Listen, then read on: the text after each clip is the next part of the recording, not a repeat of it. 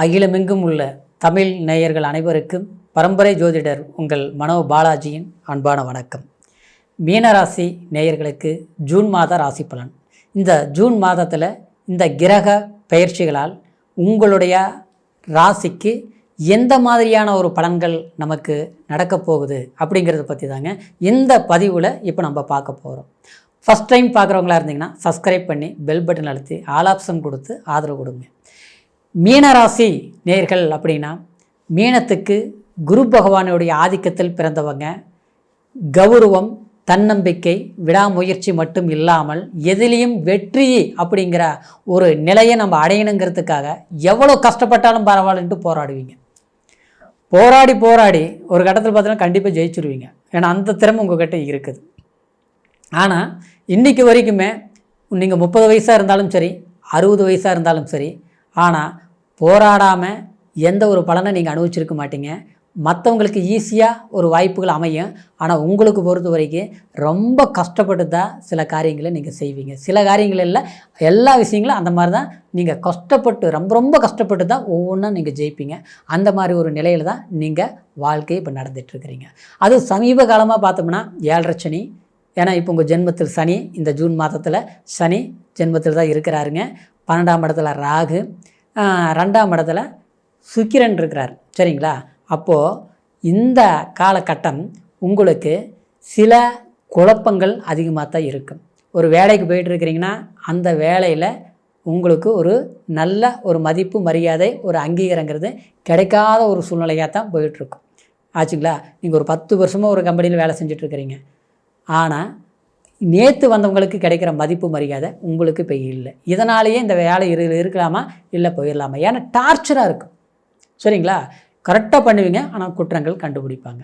இன்னும் சிலருக்கு பார்த்தோம்னா வேலையை இழந்துட்டேன், எங்கே போனாலும் 6 மாதம் 3 மாதம் பார்த்தோம்னா மீறி போனால் சில இடத்துல 1 வருஷத்துக்கு மேலே ஒரு இடத்துல வேலை செய்ய முடிய மாட்டேங்குது. இன்றைக்கி நான் வீட்டில் இருக்கிறேன், என்னுடைய எண்ணம், லட்சியம், குறிக்கோள் ஒரு நிரந்தரமான வேலை, ஒரு நல்ல வேலை. ஏன்னா எங்கிட்ட திறமை இருக்குது, நல்ல ஒரு அனுபவம் இருக்குது, எந்த வேலையும் பொறுப்பாக செஞ்சு முடிக்கக்கூடியவங்க தான் மீனராசிக்காரர். ஆனால் எல்லாம் இருந்து ஆனால் நமக்கு சிறப்பாக எதுவும் அமைய மாட்டேங்குது. அப்படிங்கிறவங்களுக்கு இந்த ஜூன் மாதத்தை பொறுத்த வரைக்கும் வேலையில் இருக்கக்கூடிய சில குழப்பங்கள் கண்டிப்பாக தீரும். ஆனாலும் உங்களுக்கு 12ஆம் இடத்துல ராகு இருக்கிறதுனால உங்களுக்கு பெயர்ச்சிகள் பண்ணால் இன்னும் நல்லா இருக்கும். சிலர் இப்போ அப்படின்னா நல்லா இருக்கிற வேலையை மாற்ற வேண்டிய அவசியம் கிடையாது, மாற்றவும் கூடாது. ஆனால் சிலர் பார்த்தோம்னா இந்த வேலை விட இதை விட நல்ல வேலை கிடைக்குமா அப்படின்னு எதிர்பார்க்குறவங்களுக்கு இந்த நேரத்தில் அப்ளிகேஷன் போடுறது, ஒரு வேலையை தேடுறது, இதெல்லாம் பண்ணுங்கள். ஏன்னா 12ஆம் இடத்துல ராகு இருக்குது இல்லைங்களா? 4ஆம் இடத்துல இருக்கிற குரு 12ஆம் இடத்தை பார்க்குது. அப்போது அந்நிய தேச பிரயாணம் அப்படின்னா வெளிநாடு போகிறது, இல்லையா ஒரு ஸ்டேட் விட்டு ஒரு ஸ்டேட் போகிறது, இல்லையா ஒரு ஊர் விட்டு பக்கத்துலேயே ஒரு வேலைக்கு போகிறது, இல்லை நம்ம இந்த மாதிரி பண்ணுறவங்க பண்ணினீங்கன்னா அது நல்ல சிறப்பாக இருக்கும். சரிங்களா? வெளிநாடு யோகம் சக்ஸஸ் ஆகும். ஃபாரின்லேருந்து இன்னொரு கண்ட்ரிக்கு போகிற மாதிரி வாய்ப்புகள் கிடைக்கும். ஒரு மேனேஜர்கிட்ட நல்ல பழக்க வழக்கங்கள், ஒரு நட்பு இதெல்லாம் கிடைக்கும். ஏற்கனவே அந்த வாய்ப்புகளை கிடைக்காமல் பண்ணியிருப்பாங்க. வாய்ப்புகள் நமக்கு கிடைக்கிறத மற்றவங்க தடை பண்ணி அந்த வாய்ப்பை இன்னொருத்தர் பயன்படுத்தியிருப்பாங்க. நம்ம மேலே ஒரு களங்கத்தை உருவாக்கியிருப்பாங்க. அதனால் நம்ம வளர்ச்சி இல்லாமல் உட்கார்ந்து இருந்திருப்பீங்க. என்னையா வாழ்க்கை இது, என்ன இது ஒரு போராட்டம், நிம்மதி இல்லை அப்படிங்கிற ஒரு சூழ்நிலை எல்லாமே மீனராசிக்காரை சந்திச்சிருப்பீங்க. ஆனால் இந்த ஜூன் மாதத்துலேருந்து அந்த மாதிரி குழப்பங்களுக்கு இடம் இல்லை. சரிங்களா? ஏன்னா உங்களுக்கு இருக்கக்கூடிய இந்த கிரக பயிற்சிகள் ஒரு சாதகமான வாய்ப்புகள் இருக்கும். ஏன்னா 3ஆம் அதிபதி முயற்சி, உபதேச ஸ்தானாதிபதி 2ஆம் இடத்துல இருக்குது. இந்த மாதம் ஃபுல்லாக அங்கே தான் இருக்கும். சரிங்களா? அப்போது பணம், பொருளாதாரம், செல்வாக்கு, லாபத்தை நீங்கள் அடைவீங்க. அப்போ 3ஆம் இடத்துல 6ஆம் அதிபதி 3ஆம் இடத்துல இருக்குது. தப்பு இல்லை, விபரீத ராஜயோகம், சூரிய பகவான். சரிங்களா? புதனோட இணைந்து இருக்குது. அப்போது உங்களுக்கு முயற்சிங்கிறது முன்னேற்றத்தை கொடுக்கும். சில தடைகளும் நீங்கள் உடைச்செறிவீங்க, சில வாய்ப்புகளும் சேர்ந்துடும்.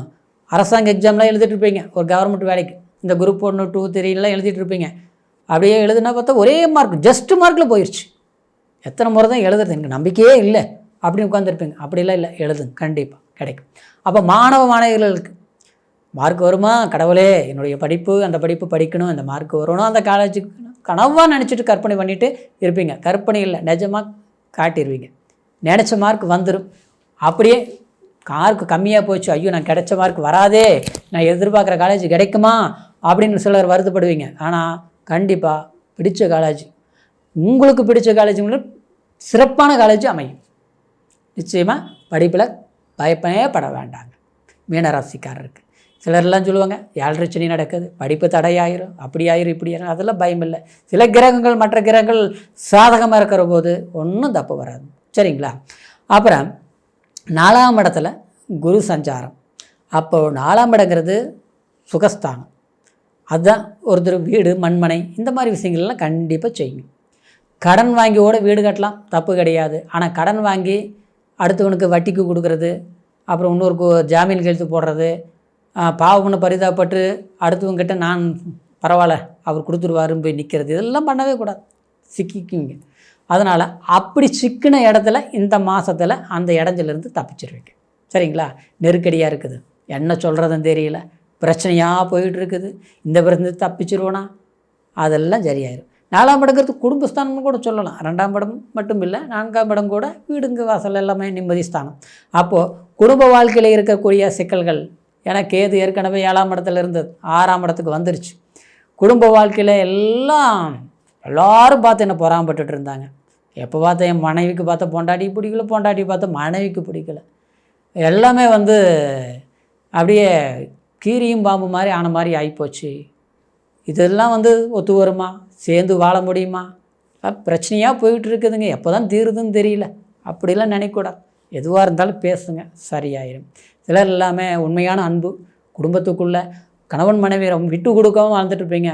ஆனால் பணப்பிரச்சனையினால் அப்படியே பிடிக்காத மாதிரி ஆயிடுச்சு. பிரச்சனைனா என்ன?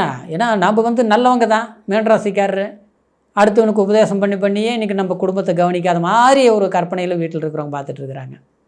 அதுவும் உண்மைதான ஒரு விதத்தில். அடுத்தவன் பிரச்சனைனா சாயங்காலம் வரைக்கும் கஷ்டப்படுவோம், முடியாத பிரச்சனையாக இருந்தால் கூட போய் தீர்த்து வச்சுட்டு வந்துடுவோம். ஆனால் இன்றைக்கி பார்த்தோம்னா ஊருக்கெல்லாம் ஓடி ஆடி வேலை செஞ்சோம்.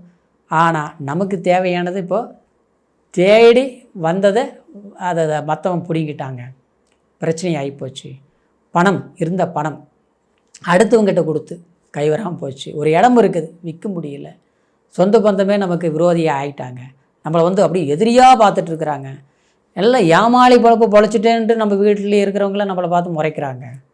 இதனால் இவங்களெல்லாம் நம்ம வீட்டில் இருக்கிறவங்க மற்றவங்களுக்காக வாழ்ந்தது கரெக்டு தான், ஆனால் நம்ம குடும்பத்துக்காக தேவையானது நம்ம செஞ்சு கொடுக்கணும் இல்லையா? அதுக்கு சில வேலை, அப்புறம் சந்தர்ப்பம், சில பிரச்சனைகள் எல்லாம் சரிப்படுத்தணும் இல்லையா? அந்த நேரம் வருமா? கண்டிப்பாக ஜூன் மாதம் வந்துருச்சு. சரிங்களா? அதனால் கடந்த காலத்தில் கஷ்டங்கள் 1000 இருந்தாலும் எல்லாமே மறைஞ்சதை விட்டுட்டு இப்போது வாய்ப்புகள் சாதகமாக இருக்கிறதுனால வேலையிலிருந்து பணவரவுலேருந்து கொஞ்சம் நல்லா தான் இருக்குதுங்க. முயற்சிகள் எடுங்க, சாதகமாக இருக்கும். ஜென்மச்சனி அது இதுன்னெலாம் பயந்துக்க வேண்டாங்க. எப்போவுமே கடவுள் ஒரு பக்கம் நமக்கு சில பிரச்சனைகள் கொடுத்தாலும் மறுபக்கம் சில பிரச்சனைகள் நம்ம வாய்ப்புகள் கொடுப்பாரு. எங்கெங்க நீங்கள் தான் சொல்கிறீங்க எனக்கு நல்ல வழியே வந்த மாதிரி தெரியல அப்படின்லாம் வருத்தப்பட வேண்டாங்க. நம்மளுடைய கோட்சாரம் நல்லா இருக்குதுங்கிறதுனால நம்மளுடைய பிறப்பு ஜனன ஜாதகமும் தசாபுத்தியும் சாதகமாக இருந்ததுன்னு வச்சுங்களேன், 100% நடந்தே தீரும். வெற்றி கண்டிப்பாக நடந்தே தீரும், கவலைகள் வேண்டாம்.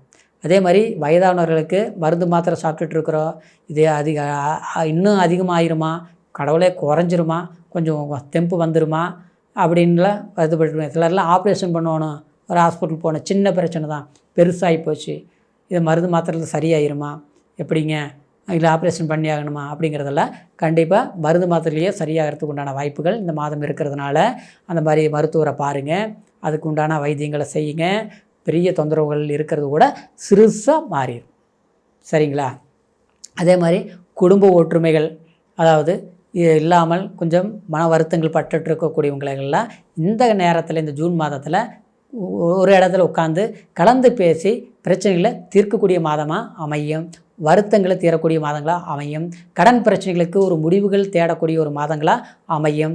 ஆக மொத்தத்தில் இந்த மாதத்தை பொறுத்த வரைக்கும் மீனராசிக்காரருக்கு கண்டிப்பாக பரவாயில்லைங்கிற ஒரு நிலைப்பாட்டில் இருக்கிறதுனால புதிய முயற்சி முழுமையான வெற்றி. சரிங்களா? இப்போது இந்த கோச்சார பலன் தான் நம்ம சொல்லியிருக்கிறோம். பிறப்பு ஜனன ஜாதகத்தையும் ஒரு முறை பார்த்துக்குங்க.